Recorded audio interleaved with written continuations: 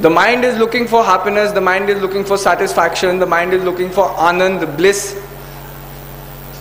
But it is looking for this experience in a world that itself is based on illusion. So how can an illusion satisfy your basic human needs or basic needs of the spirit, of the mind? So our sages said there are two types of Maya in this world, two types of illusion in this world. One illusion is of this world, what we see around us. The world is made up of gunas, three primal forces, Sat, Raj and Tam. Further, these gunas are divided into 5 different elements. And the composition of different elements and different gunas is this manifested world. So our sages said that this world, which is made up of gunas, of different elements, different composition, is not true. So one is Maya of this world. But our sages also give us a solution to this Maya, solution to this problem. That if you want to be free of Maya, then the path is also laid down. Give up on this world. Meaning, renounce the world. Renounce its pleasures. Renounce its elements. Renounce its gunas. That means, become a renunciate. Become an ascetic. If you do not have a house, if you do not have a car, there will be nothing of this world that can tempt you towards it. So one way of giving up on Maya, of this illusion, is giving up on this world. But our sages said that there is a Maya greater than the Maya of this world, which they call as Maha-Maya. And that Maya is the illusion of the mind. That our minds are also tainted with ajnanta, with ignorance. And as long as the mind is ignorant, the mind will wander. And as long as the mind wanders, the mind will be attached to things that it is not supposed to be attached to. And the moment there is attachment, there is suffering.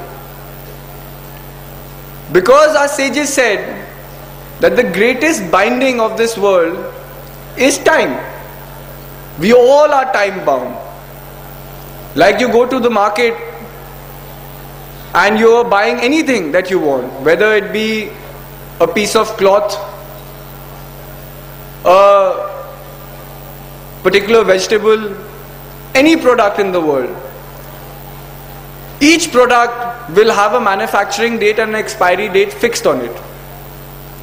And when you are buying the product, you are very careful that you do not pick up a product that is about to expire or has already expired.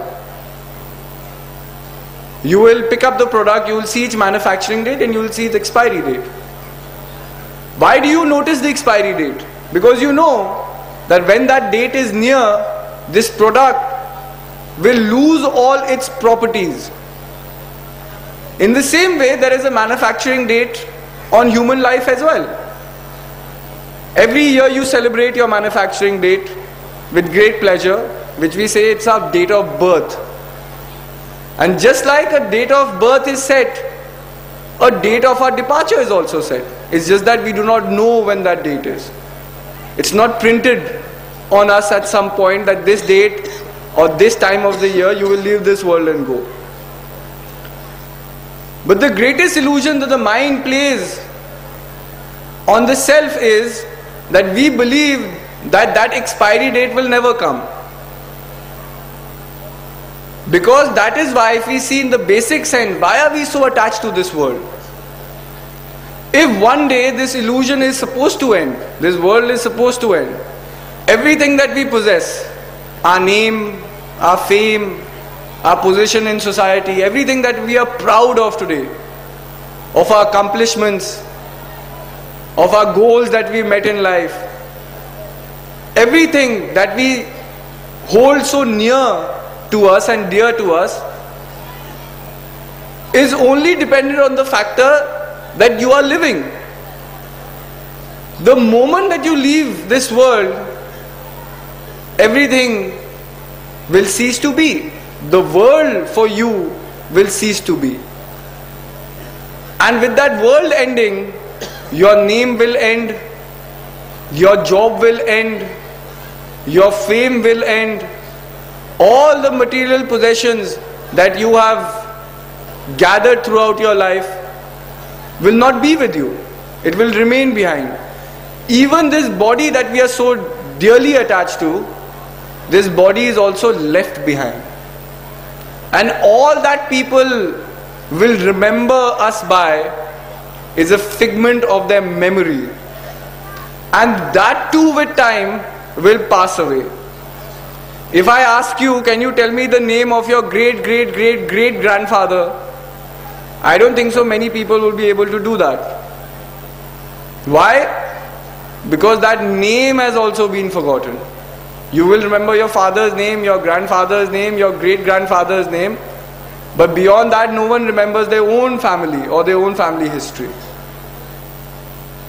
So our sages said, when the nature of this world is temporary, why do you long for this world? Why are you so attached to this world? Be attached to something that is beyond time, that is beyond any limitation. Because only that thing that is not restricted in any ways can truly satisfy you at any given moment of time. Now that is what we have to investigate. What in this world is permanent? Now many people have different ways of explaining what truth is, what consciousness is, what self is. A very beautiful example put about this world and our place in it. If you enter a movie hall to watch a movie, you sit in the hall and you see the movie. If the actors are very good in the movie, they will make you go through many states of emotions. There will be comic scenes in the movie, you will laugh with the actors on stage. If there is a very sad scene in the film, then you will cry also during the movie. If there's an overwhelming scene, you will be overwhelmed by the movie. If the movie is shot very beautifully, you will be in awe of the movie. You will go through all these emotions that we normally go through in life. But when the movie comes to an end, and when you walk out of that hall, you leave all those emotions inside the hall. You don't carry it out. You don't come crying out in the hall and you keep on crying thinking about the movie. You can talk to other people about the movie, said it was a very touching movie, very emotional movie, we were very moved by it. But for the rest of your life, you won't be moved, you won't be swayed in those emotions. Why? Because you will say that we know the movie is not real. When we were seeing that movie at that given point of time, the influence was very real-like. So we got swept away in the current of our emotion. But now that the movie is ended, its influence has ended. We no longer are trapped, or we no longer get swayed by those influences, because the influences have ceased to be. So our sages said, just like that movie is not real, in life you will also meet many characters, different people who will play different roles in your life. Some people will be very good to you, will be very caring, will be very loving. You will be swayed by their love, by their emotion. In the same way, there will be many people who would try to harm you in life, spiritually, physically, mentally, any which way. They will try to enforce their will on you. They will try to cheat you. They'll be dishonest with you. They'll hurt you. Emotionally, they'll hurt you. You will suffer because of them in your life. There'll be many people who at your darkest time will make you happy, will make you smile, will ease your pain. So you'll meet different people with different roles in life. But in the end, just like the movie ends, this movie of life is also going to end at one point. And when this movie of life